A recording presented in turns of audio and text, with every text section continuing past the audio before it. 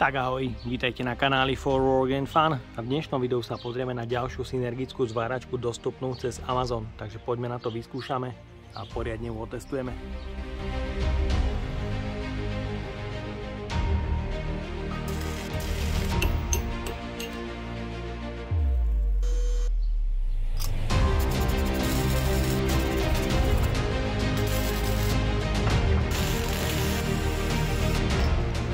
Je to multifunkčná synergická zváračka Migmagu Sinmig 200 značky Hitbox, ktorá je bežne dostupná na Amazone za cenu niekde okolo 500 €.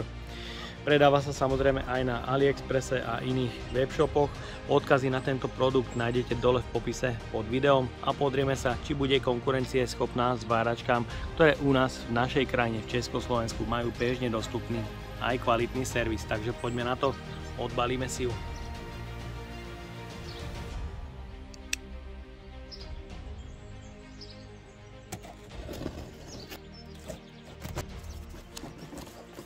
V balení nájdeme sadu príslušenstva ako hadičku na prepojenie s plynom, či už CO2, argon alebo mix, dĺžka 2 metre. Je tu 250 amperový horák pre režim Migmag, 3-metrová verzia s klasickým eurokonektorom. Ten horák má trošku neštandardné príslušenstvo ako napríklad hubicu a medzikus medzi horákom a špičkom je trošku neštandardný. Môžete vidieť, keramická obínka má dosť veľkú vôľu. Ten horák je síce robustný, uvidíme, ako sa s ním bude zvárať. Ďalej je tu príslušenstvo pre Migmagový horák ako kľúč a dve náhradné špičky. Ďalej teflonový bowden pre zváranie hliníka v režime Migmag. Kliešte pre zváranie metódou obalovanou elektródou. Kliešte sú pevné, sú to KB200. Kliešte pre uzemnenie sú mäkké, sú to plecháče. Podľa hmotnosti ide o hliníkové káble s pomedeným vláknom v priereze 1x20 mm, dĺžka 2 metre a štekre sú to 35-50.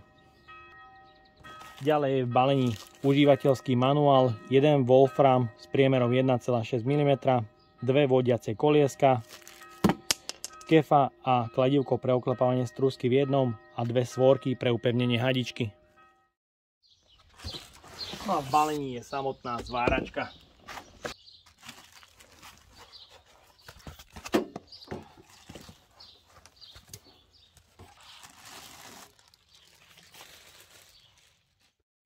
Celková hmotnosť zváračky je 10,25 kg a vo vnútri zatiaľ nie je predmontovaný prídavný materiál.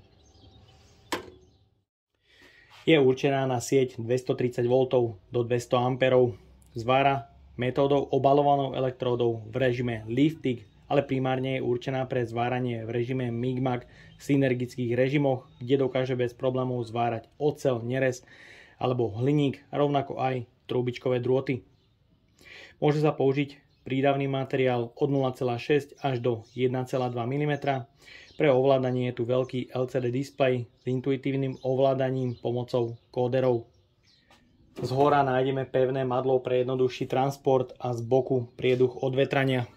Zváračka na stole nemá bohviakú stabilitu. Vzadu nájdeme tlačítko zapnutie, vypnutie, vstup plynu pre CO2, argon alebo mix, možnosť uzemnenia a ventilátor pre chladenie zváračky. Máme tu sieťový kábel na 230 V, ktorého dĺžka je 180 cm a použitý kábel je 3x2,5 mm. Z bočnej strany nájdeme kryť podávača, ktorý je veľmi nepresne namontovaný. Môžete vidieť, ako veľmi odstáva. Aj dvierka sa otvárajú celkom ťažko. Pod krytom nájdeme podávač pre podávanie prídavného materiálu od 0,6 až do 1,2 mm.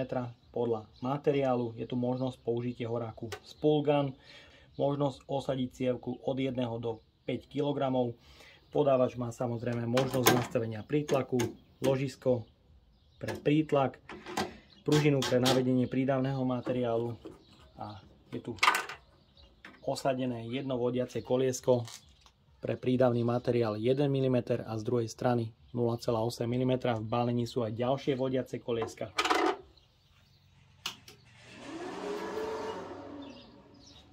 Hlučnosť chladenia zváračky je do 75 dB. Ak nabehne software pre ovládanie zváracích metód, automaticky odstaví ventilátor aktívneho chladenia, čo je podľa môjho názoru veľmi, ale veľmi skoro. Máme tu z čelnej strany konektor pre zmenu polarity, konektor pre kliešte držanie obalenej elektródy a konektor pre uzemňovacie kliešte. Je tu jeden konektor, ktorý má 4 piny a v užívateľskom manuále nie je špecifikovaný. Ďalej je tu konektor pre migmagový horák a pre ovládanie 3 kódere, 1 potenciometer a intuitívne ovládanie pomocou LCD displeja. Prostredie, v ktorom sa zváračka nastavuje, je mne osobne veľmi známe zo zváračiek od Kovaxu. Je tu kóder, s ktorým máme možnosť výberu zváracej metódy, synergický režim Migmag, manuálny režim Migmag, obalená elektróda, režim TIG, nastavenia, kde máme možnosť vypnutia funkcie VRD pre obalovanú elektródu, taktiež je tu možnosť nastavenia jednotiek imperiálne alebo metrické, režim TIG, zváračka automaticky upozorní na schému zapojenia, je tu možnosť výberu priemeru wolframu, hrúbky zváraného materiálu v TIGu, a možnosť korekcie amperov. V TIGu nie sú žiadne pokročilé nastavenia. Máme tu obalovanú elektródu, kde zváračka rovnako určí schému zapojenia. Je tu možnosť výberu bazickej alebo rutilovej elektródy priemerom do 4 mm. Zváračka automaticky nastaví pri hrúbke odporúčané nastavenia. Pre 3.2 elektródu aktuálne 130 A je tu možnosť korekcie amperov a je tu synergický režim Migmag, kde je rovnako schéma zapojenia, možnosť výberu zváraného materiálu, oceľ, nehrdzavajúca oceľ, hliník, trubičkové drôty. Všetko sú to synergické režimy, kde je možnosť zváranie s čistým COčkom alebo v mixe, výber priemeru prídavného materiálu, dvojtakt alebo štvortakt pre horák, hrúbka zváraného materiálu. Zváračka automaticky nastaví posúv a voltáž, kde je možnosť korekcie podávania prídavného materiálu, korekcia voltáže a rovnako možnosť nastavenia indukcie. Rovnako je tu tabuľka s aktuálnym nastavením a stlačením kodera sa vrátime do hlavného menu. Pre odskúšanie zváračky som si pripravil rôzny materiál pre zváranie cez oceľ, nehrdzavajúcu oceľ a aj hliník. Odskúšame teda všetky metódy trojkombinácie. Začíname zvárať metódou obalovanou elektródou od priemeru 2 mm až do 4 mm a vyskúšame zvárať aj nehrdzavajúcu oceľ.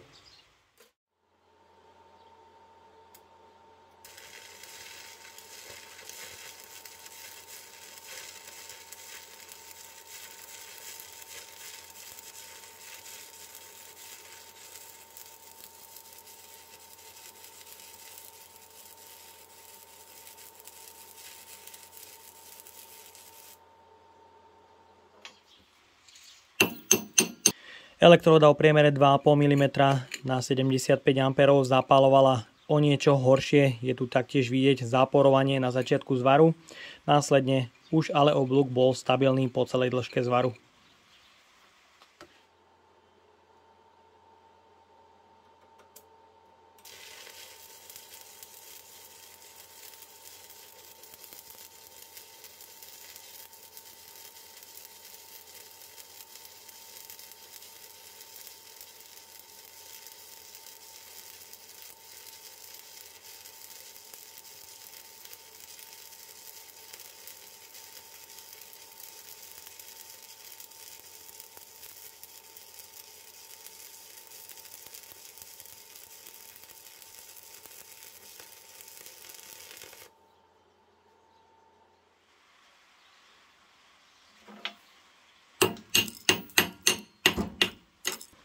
Tri dvojka elektróda na 130 A zapálila celkom slušne, rovnako bol oblúk stabilný po celej dĺžke zvaru.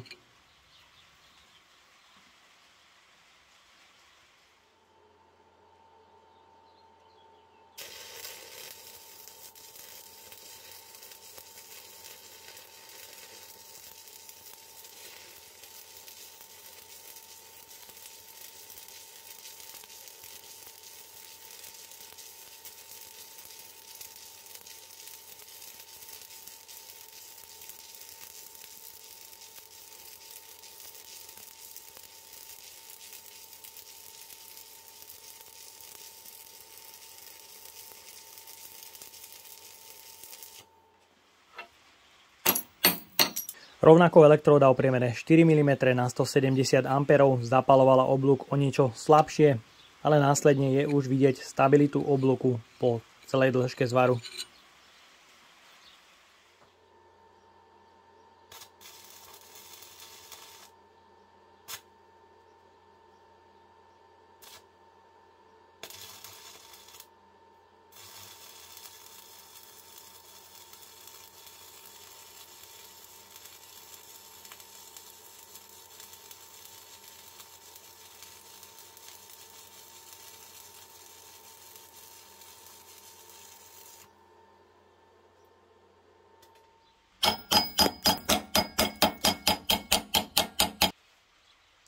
Elektróda pre nehrdzavajúcu oceľ na 95 A zapalovala trošku ťažšie.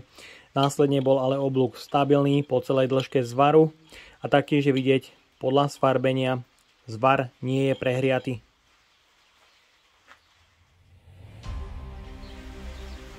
Ďalej pokračujeme nepretržitým pálením elektródy na maximum 170 A.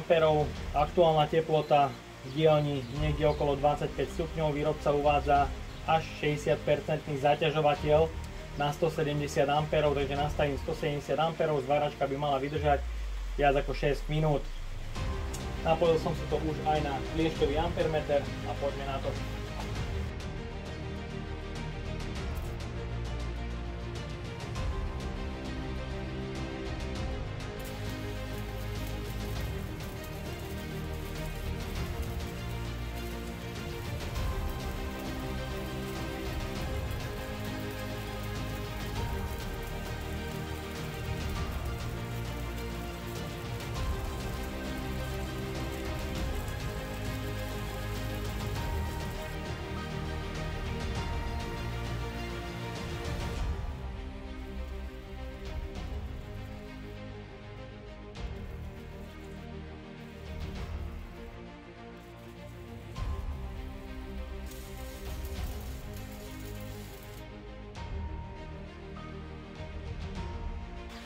Takže zváranie na 170 A mohli ste vidieť porovnanie na kliešťovom ampermetri a displeji. Myslím, že to ukazovalo veľmi presne.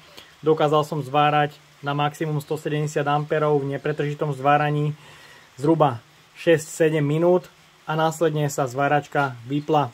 Príčinou vypnutia ale bol zhodený istič a nie ochrana proti prehriatiu. Ďalej pokračujeme zvárať v režime MIG-MAG, či už v čistom CO-čku, v zmesnom plyne alebo čistým argónom hliník. Začíname bodovaním tenkého plechu o hrúbke 1 mm.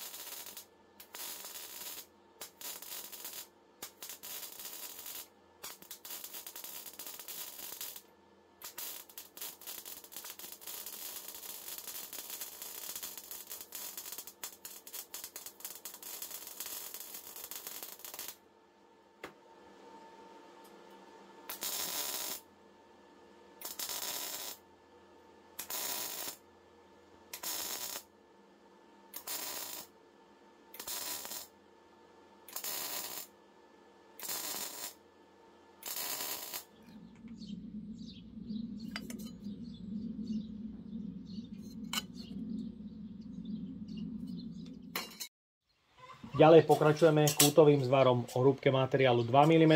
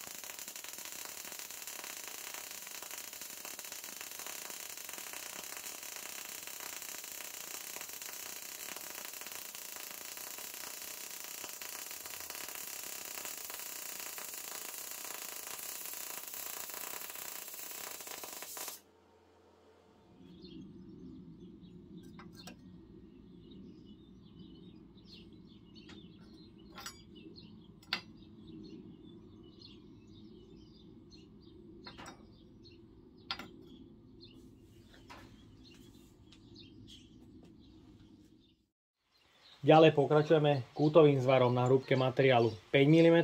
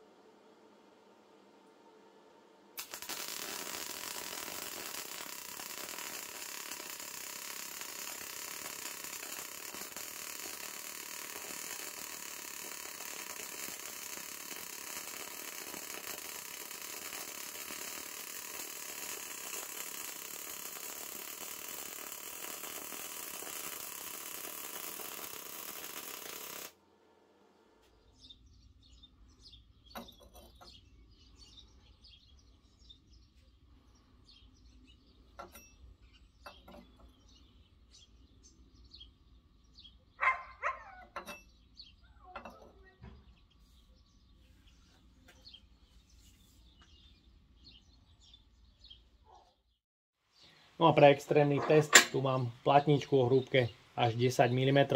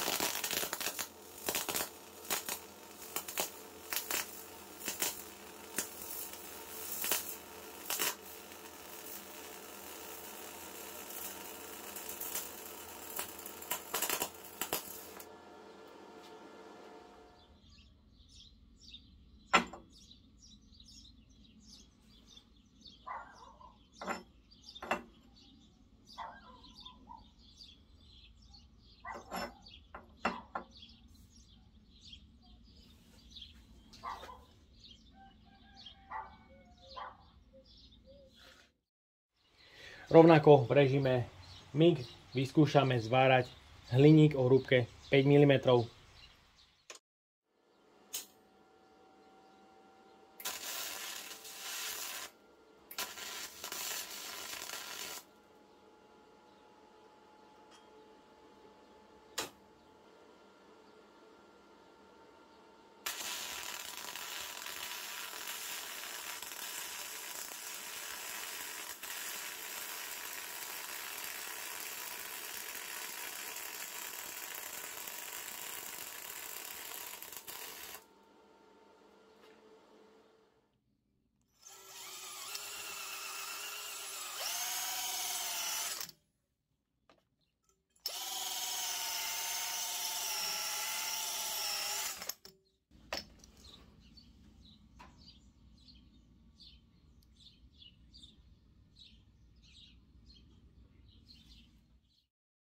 Ďalej pokračujeme s váraním v režime lifting.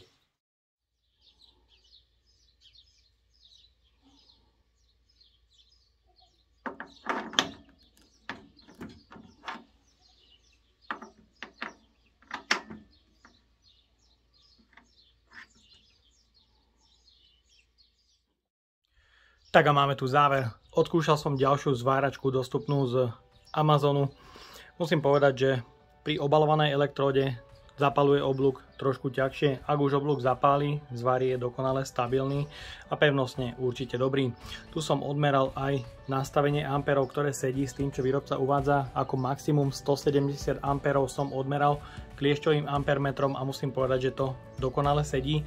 Taktiež som skontroloval aj zaťažovateľ, kde pri 25 stupňovej teplote dokázala zváračka zvárať zhruba 7 minút, čo taktiež sedí s tým, čo výrobca uvádza.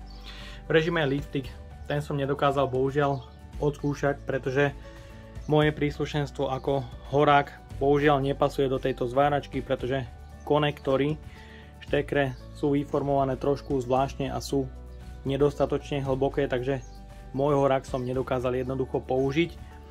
No a čo sa týka režimu Migmag, tu podľa môjho názoru zvára výborne, či už pri bodovaní tenkých materiálov, dá sa s tým veľmi pekne zvárať aj tenké materiály, či už plynule alebo bodovaním, myslím, že fajn. Taktiež podpora synergických režimov v rôznych materiáloch a rôznych plynoch určite chválim. Taktiež s horákom sa pracovalo veľmi dobre, pretože je to až 250 amperový horák. A je to na vás, či sa rozhodnete pre takéto zariadenie, ktoré dostanete v zahraničných e-shopoch za zhruba nejakých 500 €, alebo dáte prednosť tuzemských zváračkám, či už Kovax, Alfine, Most, Solution alebo rôzne iné zváračky, pretože tu pre tieto stroje u nás na Slovensku nie je dostatočný servis. No a ja dúfam, že sa vám dnešné video a spolupráca so značkou Hitbox páčila. Ak by ste ma aj vy chceli podporiť finančným príspevkom, dole do popisu vkladám link na PayPal Donate. No a odo mňa je to na dnes všetko. A ak sa ti toto video páčilo, daj like, potvrď odber a zvonček, aby ti už neušlo ďalšie video. Ahoj!